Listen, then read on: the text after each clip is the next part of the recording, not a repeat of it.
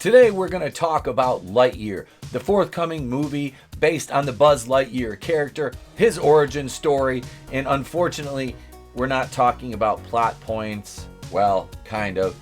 You know what time it is. Monkeys, roll the footage.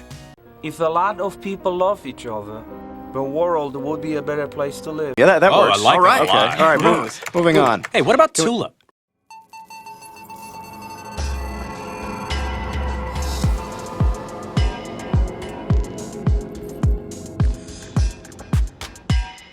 Here we are bounding into comics. Film scooper and critics claim Disney's Lightyear to have substantial representation for the alphabet people. This is kind of funny, considering the source. It's, of course, our good friend over here, Grace Randolph. Film scooper and critic Grace Randolph recently claimed that the upcoming Lightyear film will have substantial representation for the alphabet people. Because that's what we wanted in a Buzz Lightyear movie. We were like, hey, could you possibly take this beloved character, Buzz Lightyear, who a generation of kids have grown up with, and take the movie and just make it really gay? Because that would mean so much to the alphabet community. If you could just take this pre-existing franchise and IP and just paint it with a rainbow brush, that'd be great. Said no one ever. See, this is the thing. So non-creative and so mentally stunted that they can't come up with new characters to do this stuff with. And when they do, they're so stupid and outlandish because they don't know the nuance or how to write subtleties. Randolph informed her followers on Twitter. She wrote, "I know some of you are disheartened by the Eternals Rotten Tomatoes score, considering it features the first LGBT couple in the MCU, but don't worry, Disney is not giving up." And this is Grace. Like, I respect Grace's opinion on some things. I really do. I know we joke about her a lot here. And she's basically a meme at this point. But it's fucking hilarious that she just tries to propagate this.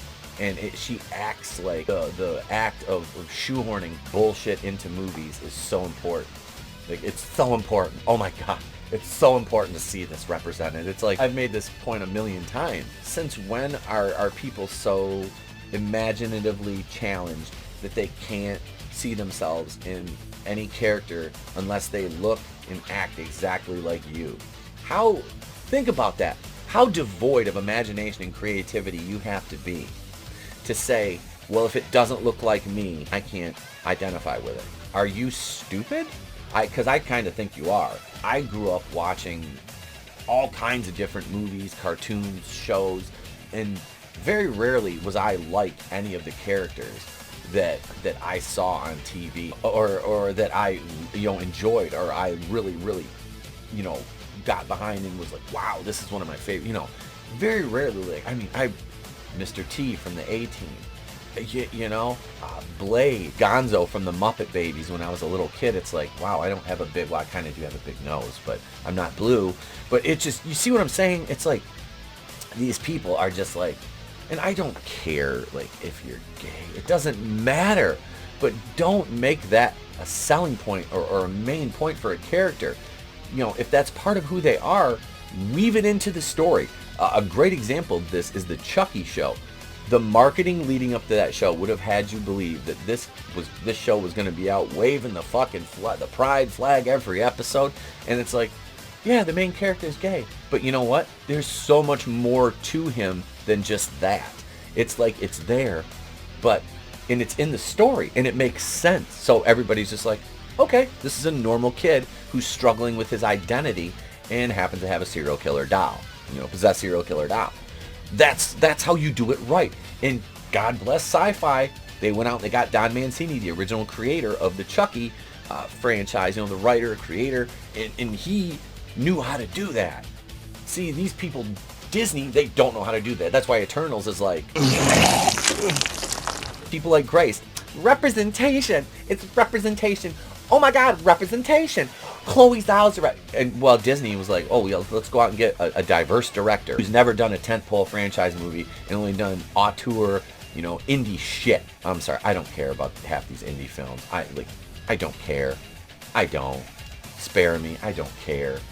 This art house shit is just boring, and so high on its own fucking smug that its heads up its own ass. I don't care.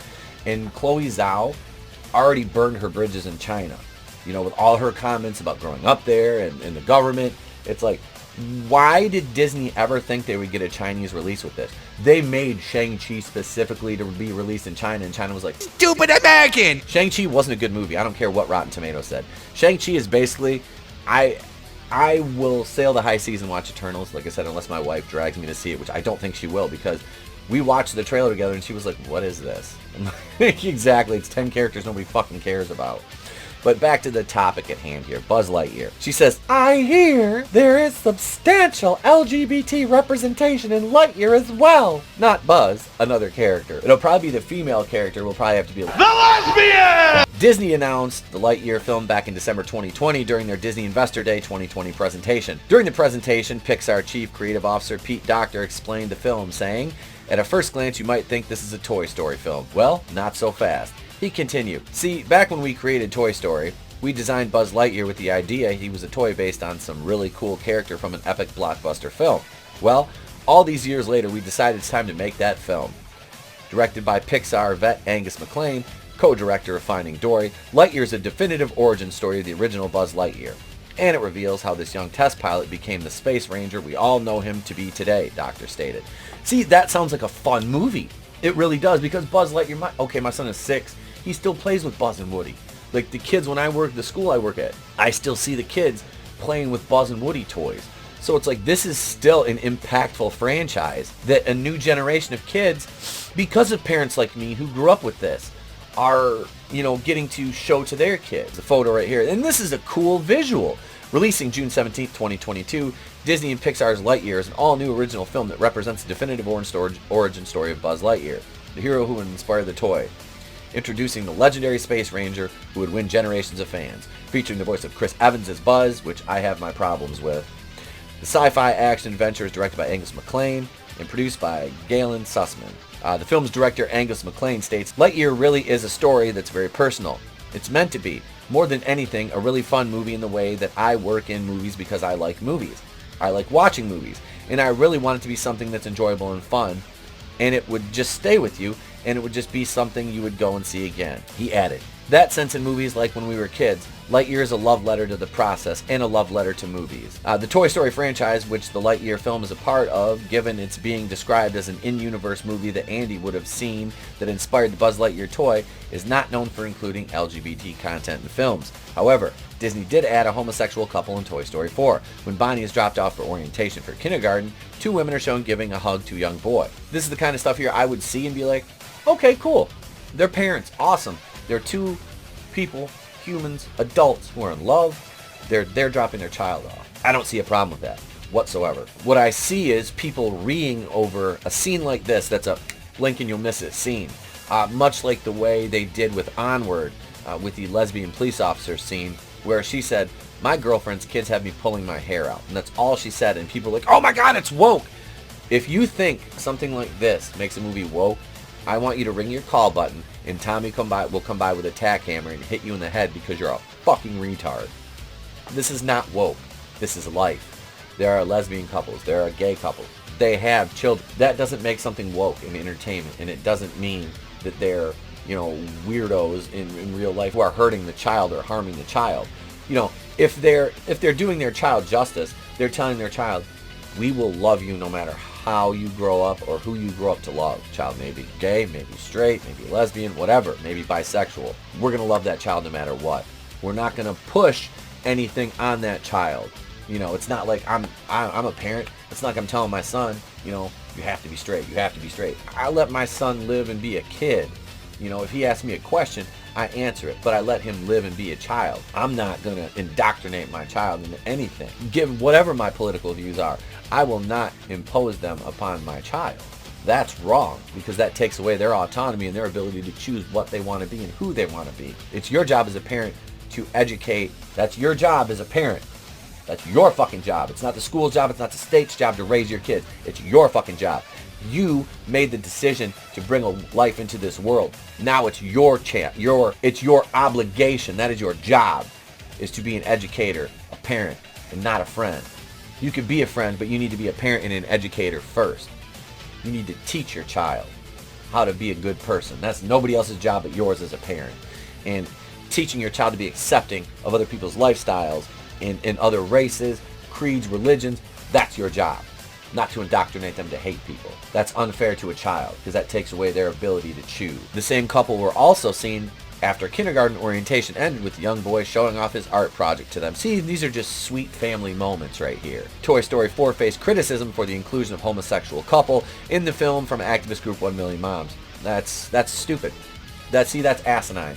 That's something that people would think that I would align myself with, but I do not, because I am not against this in any way. It's not indoctrination. It's not harming kids. It's showing them that everything like this on the spectrum exists in real life, and you may see it at one time or another. You may not, depending on where you live. It is very, very, very prominent in some areas, and it's not prominent in other areas. So it just depends on where you live, but kids need to be aware of it, and they need to know that people like this do exist, and this is a real thing. They claim the inclusion of the homosexual couple is subtle in order to desensitize children. They also noted that scene's sole purpose was to normalize the lifestyle. It is normal. It is normal.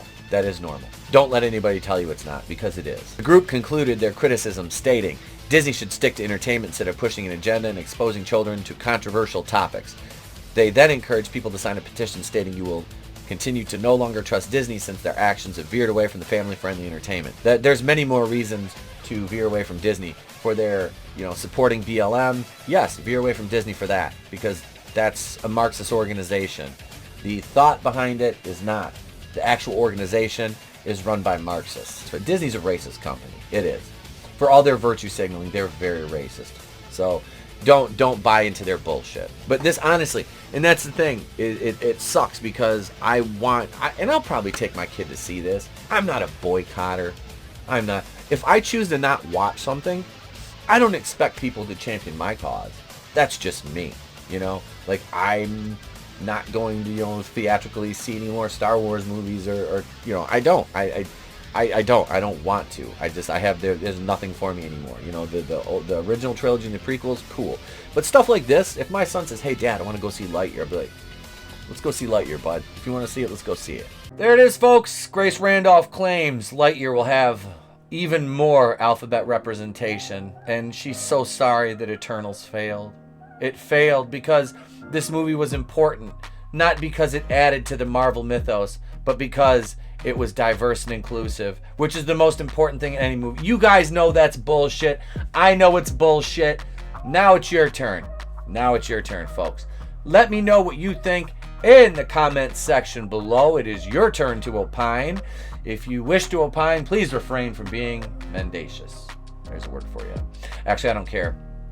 Say whatever you want in the comments. It's fine.